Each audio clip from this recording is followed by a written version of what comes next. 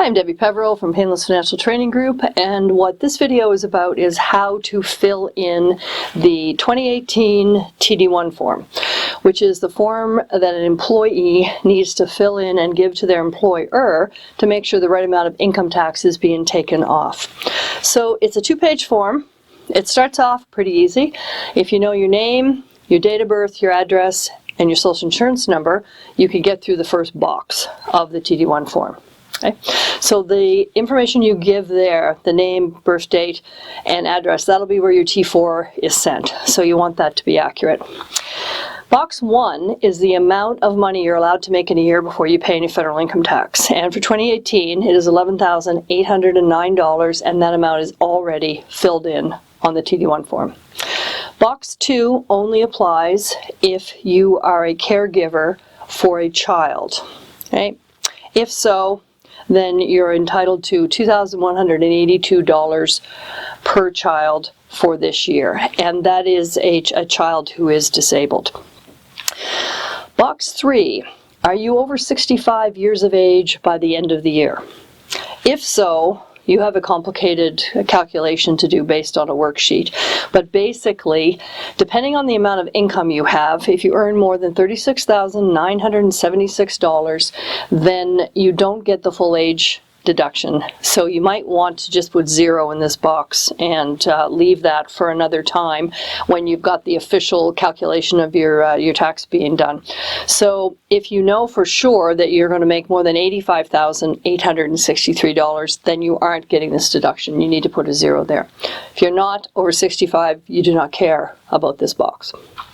Box 4, pension income. If you get pension other than CPP, OAS, guaranteed income supplement, then you're entitled to a $2,000 deduction, which hasn't been changed forever. So no pension, no amount goes there. If you are getting a pension, then $2,000 goes in the box. Box 5 is tuition. If you're paying more than $100 of tuition this year, you can fill in the amount you're going to pay. Box 6 is a disability tax credit. If you have been given the disability tax credit by CRA, so you've got a letter that says you're entitled to it, then the amount you put in this box is $8,235. Box 7, if you have a spouse who is not employed outside the home and is earning less than $11,809 a year, then what you have to put in this box is the difference between their income and $11,809. So if their income is 0, you use the full amount. If their income was $10,000, then you're only entitled to an amount of $1,809. Box 8, if you don't have a spouse, but you do have a child, and the child is less than 18 years old and dependent on you, then you're entitled to what we call an equivalent to married deduction. So the same rule applies. The child's earnings are subtracted from $11,809, and whatever that number is, you can put in box 8. Box 9 is a caregiver amount. So if you don't have an infirm spouse or infirm dependents, then you can skip box 9, and I'm going to come back to that at the end of this video. So I'm going to just move on. Box 9 and 10 are both about caregiver amounts for infirm dependents. Box 11, can you take an amount from your spouse? Does your spouse get the age exemption, pension income, tuition up to $5,000 a year, or disability, and they don't need it? If so, you can transfer the amount they don't need to you on box 11. So now you have added up all of the boxes, and you're going to put the answer in box 13.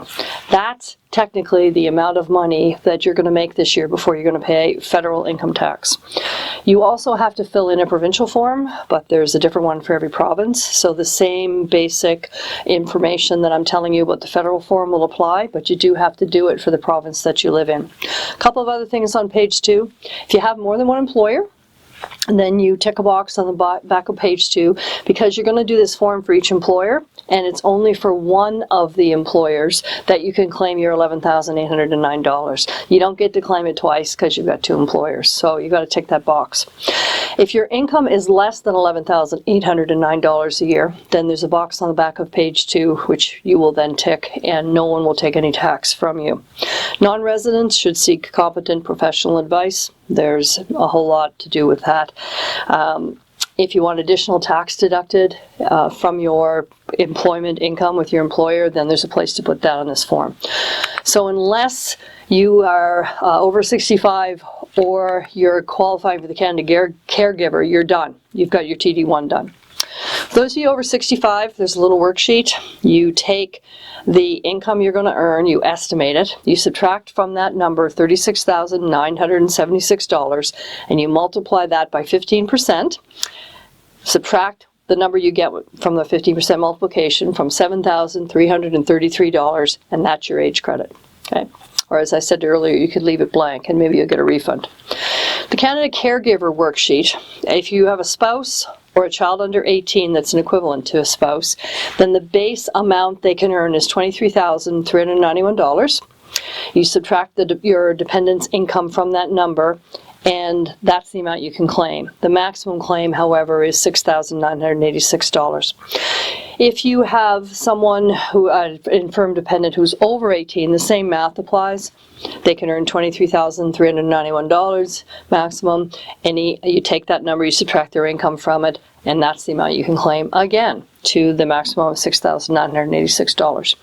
So you fill this form in to the best of your ability, and it's kept on file with your employer. If you do it right, you're going to have the right amount of income tax taken off your tax return.